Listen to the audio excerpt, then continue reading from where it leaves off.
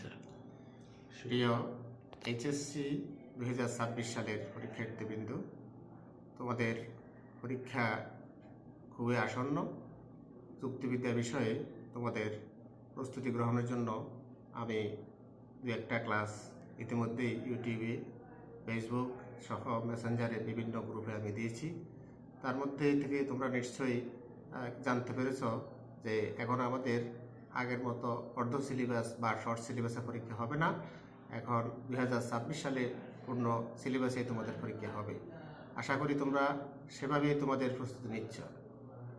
প্রিয় শিক্ষার্থীবৃন্দ, তোমরা যুক্তিবিদ্যার প্রথম পত্রের প্রথম অধ্যায় সহ মোট যে 8টা অধ্যায় আছে, প্রত্যেক অধ্যায় থেকেই তোমাদেরকে প্রস্তুতি নিতে হবে, যাতে করে তোমাদের অবজেক্টিভগুলো পূর্ণভাবে 30টা অবজেক্টিভ আসবে, 30টা অবজেক্টিভেই তোমরা অ্যান্সার করতে পারো।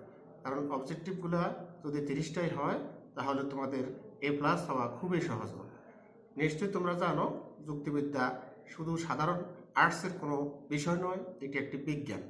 বিজ্ঞানের মতোই এখানে নম্বর পাওয়া যায়, তাই বিজ্ঞান হিসেবেই তোমরা এটাকে নিতে পারো।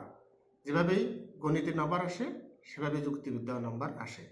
যুক্তিবিদ্যা শুধু আর্টসের কলা বা সাধারণ কোনো বিষয় নয়, এটি একটি বিজ্ঞান।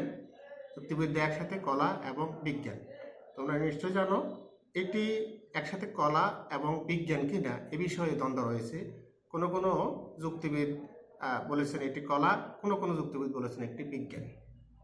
প্রিয় শিক্ষার্থীবৃন্দ, আজ থেকে 2500 বছর আগে যুক্তিবিদ্যার গোড়াপত্তন হয়েছিল সুদূর গ্রিসে, যেখানে অ্যাথেন্সে বসবাস করতেন অনেক জ্ঞানীগুণী প্লেটো, সক্রেটিস, অ্যারিস্টটলদের মতো দার্শনিকরা যুক্তিবিদ্যার গোড়াপত্তন করেছিলেন।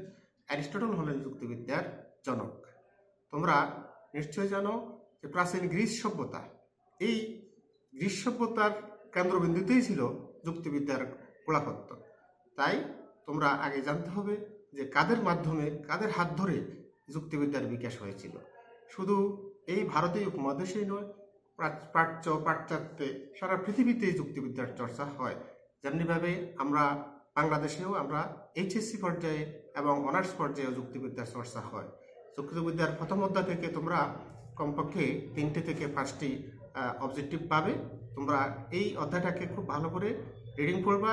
যুক্তিবিদ্যার ক্রমবিকাশ, উৎপত্তি, এটি কোন পর্যায়ে কলা, বিজ্ঞান না উভয়, এই বিষয়গুলো পড়লেই তোমরা এখান থেকে কমপক্ষে 5টি অবজেক্টিভ পাবে।